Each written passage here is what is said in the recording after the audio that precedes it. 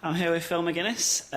Can you tell us a bit about what you do for Edgy Seat Productions? Yes, basically I'm the founder of Edgy Seat Productions and the artistic director. The reason why we set up Edgy Seat was to give students an opportunity to be involved in productions and different things and events at university that we don't currently have the opportunity to be in outside of courses.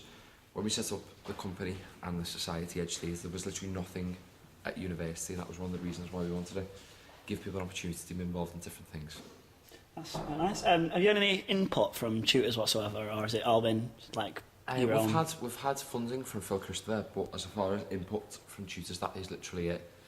Everything, we're quite proud of that, because everything we've achieved and will achieve and yet to achieve has come from us, apart from money, and I think that's something we're really proud of. The fact that we can all get in a room, students, and show what we can do is phenomenal.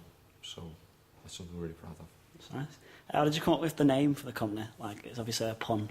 Whose idea was it? And yes, basically we were all sitting down trying to come up with a name 2 years ago, and Emily, who's the production manager, said to me, what about Edgy Seat? And I went, no, don't be stupid, that's rubbish. And then about a couple of hours later, I was thinking about it and I thought, actually, that does actually sound like a really good idea. We want to be sort of cutting edge, really entertaining action, and I thought, well, edge of your seat. I thought, well, that's what we aspire to be with our performances. So it's quite good. You mentioned Emily there, and she's obviously part of your team. How did you choose people for, like, you obviously people part of your company? Yes, well, when we set the company up, I had the idea when I was just sitting around one day, and I just thought we'd just come back for a second year. In 2010, I thought, why are we not producing our own work? And I've done quite a lot of acting things before, and I thought, well, you know, I think we can have a go at doing something like this. So Emily was production manager at the side. She's so organised. She's my other half as well, and everything I am, she's not, and everything she is, I'm not. So we sort of make a perfect couple. And we've got Lisa, who's our stage manager as well, and Alison, who's our assistant director. And they're really easy to work with. I think that's the best thing. There's no sort of ego trips or anything. We're all just getting in a room, what can we do? And then we've done our day out in 2010 and performed it in 2011. And it was an opportunity where everyone could just come to the auditions, and 30 people turned up, and pretty much 30 people were in our day out. With this one, however, Alice in Wonderland, we've had 130 people come to audition, so it was really difficult to try and look for 22, 23 people out of the whole group. So that was quite difficult, but I think what we were looking for was people who were prepared to work as a team, prepared to take direction, and realise that it's the power of the group is the most important thing. I think about respect, I think that's a big thing, that no one is going to try and overrule anyone else, and there's no form of bullying in this company or production whatsoever. So that was something that was really important to us. That's nice. You mentioned Our Day Out there, and that was obviously a success because it was achieved sellout audiences. Yes. I'm trying to think of a word, like, to build it up from scratch, how much, like, does this give you, like, how much, like, thrill does it make you? Yeah, Is that something you look for? I think, you know, we stepped into Our Day Out, and we sort of had 3 months to do a production, and coming from no experience as a production role, it was just seemed to be one of them things where you quickly just go, oh, we need to do this now, we need to do this now, we need to do this now. And it was a big thrill, the fact of having an idea in September 2010 and making it reality in March 2011 was unbelievable. And I think a lot of people didn't expect us to achieve what we achieved, and that is always my biggest motivational factor, because I believe in working together rather than working against people. And with Alice in Wonderland, this has been a process that's been going on since April 2011. We're now in April 2012, so it's a massive, massive process. So it's, I think there's a lot of pressure from myself personally, because I want to prove that I haven't wasted a year, and we want to produce a brilliant piece of theatre that can be seen by as many people as possible and enjoyed by as many people as possible. And the fact that it's got a nice twist to it will hopefully add a bit of spice to the elements. So. You're not allowed to tell us what this twist is, are you? No, not yet. You're not You have giving to that come away. see the show, 25th, 26th of May 2012. Come see the show. It's a new script, isn't it? And it's never been... Obviously, it's been performed so many times before, but Yeah. this is an original script Yeah. wrote by... wrote by... Who's it? Yes, it's wrote by my cousin, Gary McGuinness. Brilliant scriptwriter. He writes for films.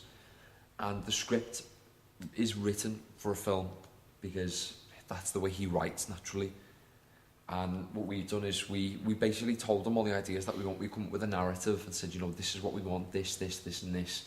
And then he's come back with a brilliant script that he's weaved all of our ideas with his own ideas and created this brilliant mould. And now we're going to fill it with all of the actors and all of their energies and ideas and hopefully bring it to life. But we're not allowed to tell you any of these secrets, not yet. Do you not think it's a massive risk with the story being performed so many times before?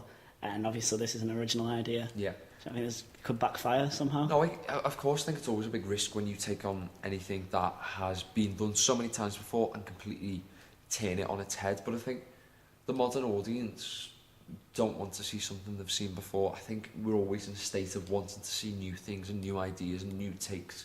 I think it's very brave to go away from the success of Our Day Out and what was successful then and saying, okay, we're going to step away from the musical and we're going to go into quite a deep and dark play. And I think making that work's a big challenge for us. So I think it is a risk, but I think the audience will want to see something different and we're going to give them that. That sounds really interesting. You're known for irregular rehearsal techniques. I know this from obviously working with you. What does a typical rehearsal involve in your space? Well, I'm quite improvisational and I like to take a plan. We always have a plan, which is this apple, and then we always decide to throw it away halfway through because there's so many things from actors and you just think, wow, that's brilliant, let's take that. So, I mean, we plan rehearsals like really in depth and spend probably far too much time planning it for me then to just completely throw it away the minute I walk in the door. But I think a rehearsal is obviously consistent of a warm-up, and it usually consists of what the actors can bring. So we like dance moves in rehearsals, so we always go around the circle doing a dance move. Probably some improvisational sort of games. Usually we use a lot of balls and juggling and sort of catching balls and helps bring a bit of focus in. And then we pick up our scripts, we read it through, see what the scene is about. We've got a thing at the moment with Alice, with friends or foe, are these characters trying to help her or hinder her without giving too much away? So that's generally trying to find out what the objectives of the characters are. And then we put our scripts down, we improvise the scene a little bit, and then we pick it up, we play the scene, and then we stop it and break it to pieces, and then put it back together again, and then break it to pieces again and put it back together. So I think I'm very improvisational. If I could use a word that'd be improvise, it would be it. And having fun. I think fun brings out so much creativity in people, and trying to limit fun hinders the process. Even though our production manager is always kicking on at me about time, I'm quite naughty in the sense that I don't stick to time, but it's fun, and that's where all the best pieces of the play comes from. So you're not a dictator really when in the rehearsal, you're more of a let the actors bring what they can. I think so. I think there's nothing worse than the place that I've been involved in is dictators can hinder creativity, and I see my role more as facilitating the process of them discovering what they want to do. We always come in with copious amounts of ideas and plans, but whatever my ideas are, I tend not to release them until the actors have really played with what they think first, and then we help shape their ideas with our ideas and create a scene that way. It's been brilliant, Phil. Do you want to give it a quick plug to when your dates are? 25th, 26th of May 2012. We are performing in Studio Theatre at Edge Hill University. 7:30 start. However, if you are in Llandudno between the 4th to the 7th of May, which is Wales, Wales, if you would like to come see the show, we are doing a family-friendly orientated production there.